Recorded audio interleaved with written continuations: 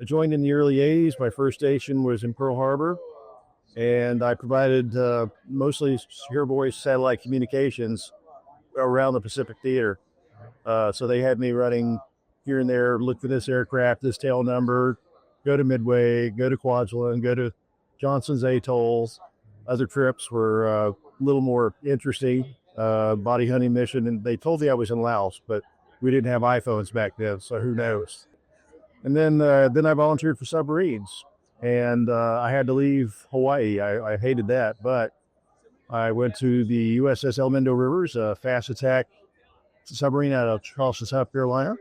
Okay. And then I volunteered for another boat, the Richard B. Russell out of Mare Island, California. So I was on the last two Sturgeon class submarines. Kind of neat. And after that, I taught at sub school. And then I went to the USS Columbia that had just been commissioned. Matter of fact, when I was teaching at sub school, she slid down the wave. She was the last boat to slide down the waves. Now they get lowered. And so I was on the Columbia for 5 years. That was a heck of a tour. Had to take her from being a shipyard boat into a warfighting ship. There was a paradigm shift for a few members of the crew.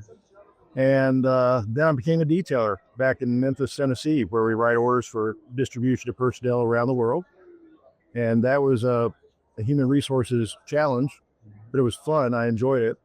And then I went to the USS Pasadena and back in Pearl Harbor. So every opportunity I had, I got Columbia, then I get Pasadena, back out to Pearl Harbor. I love it, yeah.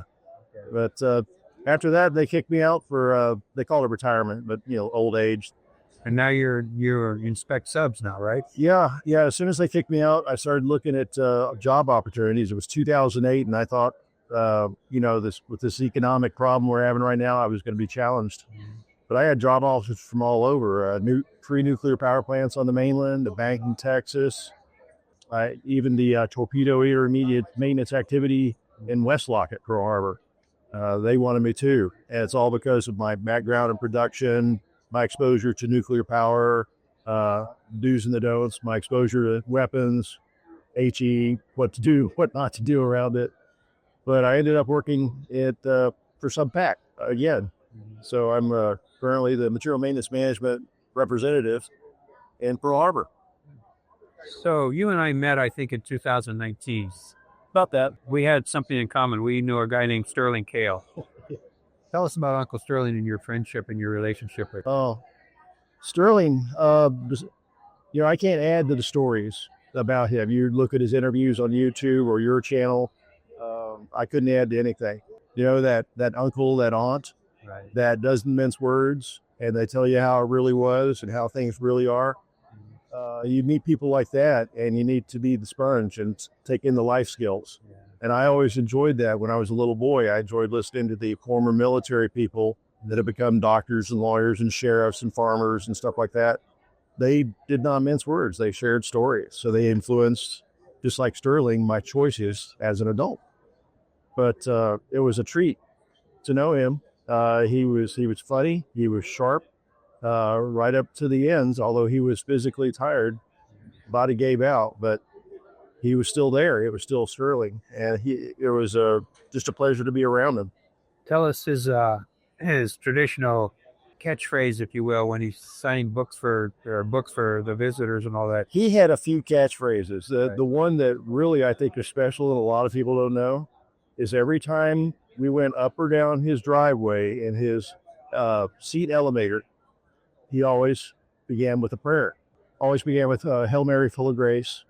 And then he would move on to family and friends and deployed sailors and soldiers. And the blessings were always a little different every trip up or down, but they always began the same way.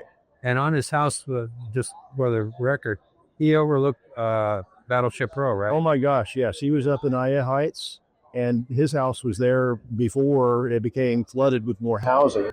Yeah. But he always had a commanding view of the harbor. It was amazing.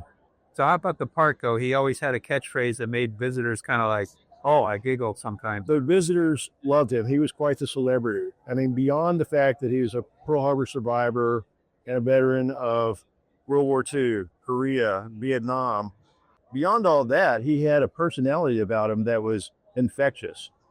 People were delighted to meet him with the animation of picture time. The kids, the keiki, they loved it too because he'd do the little fist bumps and boom. But whenever it was picture time, you knew because you hear Sterling every single time. Ready, aim, fire. And I don't know how many times I heard it, but I always smiled with that. I couldn't resist it. And he always has a special connection with kids. Some of the pictures that I think are one of my favorite. In fact, you and I were both taking pictures together. There's a big group of school children, and he was sitting in the middle. And it was the kids from New York that were singing him happy birthday. Yeah. Wasn't that something? Yeah. Oh my gosh. Yeah. And he's the last Hawaii resident Pearl Harbor survivor, right? So that I'm aware of. Right. That was in uniform, yes. It turns out that his brother-in-law, that he didn't know at the time, because he hadn't married Victoria, he was working at the shipyard. Oh, really? Yep. And when all this happened, he went for 4 years, no vacation, every day at the shipyard, working in the foundry, of all places.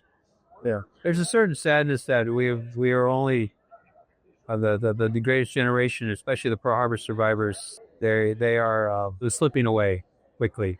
Yeah. And how do you think our country is going to react to the fact when the news comes out there's no Pearl Harbor survivors left? Some are going to have the obvious regrets of why didn't I meet more of those people, or why didn't I meet any of them? For a lot of us, we have family members who served. I mean, when I was a little boy, there was a lot of things I didn't know. But after I put on the uniform, I had aunts and uncles that were coming and sharing stories of the war. I had an aunt that worked as, one of the Rosies. Yeah. I did not know that until I had been in uniform for a couple of years. I had uncles that were telling me about what they did as a ground pounder in the army in Germany on the way to Berlin and stuff like that. I had family that were D-Day. I had family that were in Hawaii and the South Pacific, and I wouldn't have known. They just didn't talk about it. So now, with those people gone and going fast, all we've got are the video memories, the pictures, the stories. These are the kind of things we're doing now, right? Oh, yeah. I mean, when it comes down to it, families, some of the veterans don't want to tell the stories, but some of them open up. Yeah. And some of the family members, you ask them about this, watch their face. They light up. Yeah. They are so proud. Yeah. I've got a family member that made a contribution. Yeah. It made a difference. Some of his legendary parties up at when COVID. Yeah. When COVID happened, the park was closed, right? Yeah. Still went up to the house and had a birthday. Yeah, I had to go say hi to Sterling. So a lot of us would go up there, and I, pre-alerted Lisa, his daughter, and made sure it was okay with her. Yeah. And we tried to maintain distance, so we didn't get Sterling ill. But we'd go up there and celebrate his birthday. We'd have balloons and so forth. The local priest would come up and join too. It was a hoot. What did Sterling Kell teach you? That's a tough one. I think he was always teaching something, but you never know when the moment's going to be there. You need to do the right thing. What he described to me were frightening things, but he knew the right answers and he did his best. Just thinking of him sometimes makes me tear up, I cannot think back to my eulogy for him without having the same feeling. It was hard to do. It was hard to finish. When I think about, getting to know his family, that was a treasure in and of itself. Miss Victoria, his wife, she was something. She was always worried about him. When I went to pick him up and take him to Pearl Harbor National Memorial, she was funny. She'd always ask, you can look after my husband, you know what you do and stuff like that. She just wanted to be reassured. And when I get to the bottom of the driveway and I've got Sterling in the car, ready to go, before I get in the car, I could look up. And there they are with that window with the big field of view of Pearl Harbor. There she was. She was watching. I was always waving to her. She smiled and waved back. Yeah, she was always watching for him. They're together now, right? Yeah, side by side. Hawaii State Veterans Cemetery.